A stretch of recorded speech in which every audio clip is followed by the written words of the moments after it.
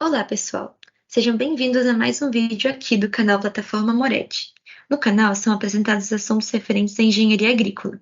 Meu nome é Ana Beatriz Samanoff, estou no quinto período do curso de agronomia e hoje trago para vocês esse vídeo referente aos conjuntos de peneiras para quantificar a granulometria do solo. Antes de iniciar o assunto das peneiras, é importante fazer uma contextualização do que é a granulometria. Todo solo é constituído por partículas inorgânicas, que são divididas em classes de tamanho, também chamadas de frações granulométricas. Essas frações podem ser divididas em dois grupos: esqueleto do solo e terra fina seca ao ar. A análise granulométrica, ou granulometria, tem a função de verificar a distribuição dessas partículas em um solo a partir de uma amostra dele. O esqueleto do solo comporta frações maiores, como os matacões, que são partículas de tamanho maior que 200 milímetros, milhaus, que são partículas que medem entre 200 e 20 milímetros, e os cascalhos, que são a menor porção dessa fração, medindo entre 20 e 2 milímetros. E como essas são frações maiores, elas ficam retidas em peneiras de malha 2 milímetros. A terra fina seca ao ar é constituída pelas frações de areia, cujas partículas medem entre 0,05 milímetros e 2 milímetros. Silt, que são partículas que medem entre 0,02 e 0,05 milímetros, e argila, que são as menores partículas, medindo entre menos de 0,02 milímetros. Como essa fração tem partículas menores, elas passam pelas peneiras de malha 2 milímetros. Agora, o que seria a peneiração? A peneiração é um processo utilizado para separar as demais frações granulométricas do solo. Assim, as partículas podem ser classificadas por tamanho, através da passagem por orifícios de diferentes tamanhos. O instrumento utilizado para esse procedimento é a peneira granulométrica, também conhecida como tâmese. Ela é composta por telas ou malhas que são intercaladas entre si, com cada uma possuindo aberturas específicas, que possibilitam a passagem apenas das partículas que se encaixam nesse tamanho. E como é realizado esse procedimento da peneiração? Assim que coletado o material da amostra, ele vai ser coletado sobre a primeira tela da peneira e agitado manualmente ou através da utilização de um agitador. As partículas menores, que seria a terra fina, vão passar por essa primeira tela e vão ficar retidas em uma segunda tela, enquanto as maiores, o esqueleto do solo, vão ficar retidas na primeira tela. Então, a parte retida em cada uma das telas vai ser posteriormente pesada e analisada no laboratório, para só assim ser realizada uma análise mais precisa das demais frações. Do que são feitas essas peneiras? A peneira pode ser fabricada a partir de materiais como aço inoxidável e latão. E assim que escolhido o material, o mesmo vai ser cortado no tamanho desejado e moldado no formato de um anel, que vai ser soldado, formando o corpo da peneira. Já a malha é feita de um tecido metálico, conhecido como tela, que pode ser formada por diferentes tamanhos de fios, de muito finos a muito grossos, como mostra as imagens ao lado. E a escolha desse tamanho vai depender da necessidade do usuário. Esse tecido vai ser esticado sobre a estrutura da peneira e fixado por grampos ou parafusos específicos para essa função.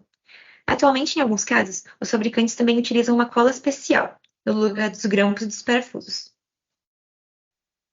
Agora, como eu posso saber qual é a peneira ideal para cada necessidade? Em se tratando do formato da peneira, as peneiras redondas têm uma maior versatilidade, quando comparadas às quadradas, e são mais comuns para o uso quando se deseja fazer análises de solo, enquanto que as quadradas são mais utilizadas para aplicações mais específicas, como, por exemplo, na indústria de alimentos. Porém, apesar do formato ser algo interessante a se tentar, no processo de seleção da peneira, o quesito mais importante a ser levado em conta acaba sendo o tamanho das partículas que vão ser separadas, porque assim vai ser possível escolher o instrumento o qual a malha tem os orifícios de tamanho ideal para a passagem da partícula ser analisada. Geralmente, quando o intuito é fazer uma análise granulométrica, o interessante é trabalhar com a malha de 2 milímetros, porque ela permite a passagem da porção de terra fina e retém o esqueleto do solo.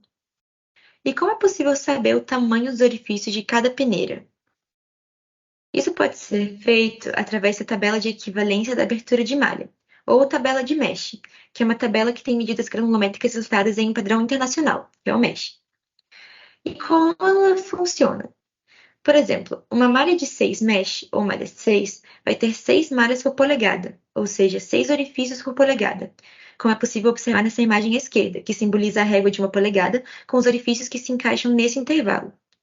Assim, quanto maior for o número de malha, menor vai ser a abertura da tela da peneira, e menor terão que ser as partículas que vão passar pela abertura dessa peneira.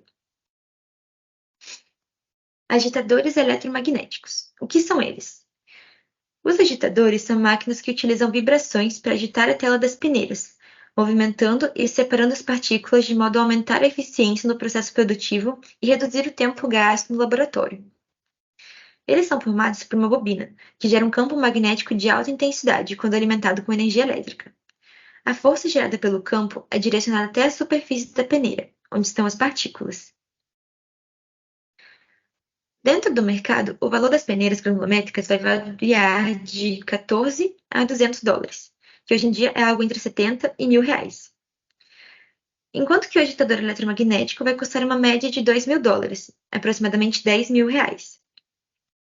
Hoje em dia, as peneiras mais tradicionais dentro do mercado são as da marca Bertel, que é uma empresa nacional que tem tradição na fabricação de peneiras e agitadores para análise granulométrica. Agora, por último, algumas considerações finais sobre o uso das peneiras. Para que a peneira forneça resultados confiáveis, ela deve passar por um rigoroso controle de qualidade, incluindo calibrações periódicas e inspeções visuais, para assegurar a qualidade da malha. E o uso da peneira granulométrica é regulamentado pelas normas ABNT, sendo a mais recente delas a ABNT NBR ISSO 33101, que detalha os principais procedimentos a serem seguidos para análise granulométrica e todas as especificações que a peneira deve atender. Nesses slides estão constando todas as referências de suporte utilizadas para o desenvolvimento do vídeo. Então é isso. Esse foi meu vídeo comentando sobre as demais informações a respeito das peneiras granulométricas. Espero que tenham gostado e muito obrigada pela atenção.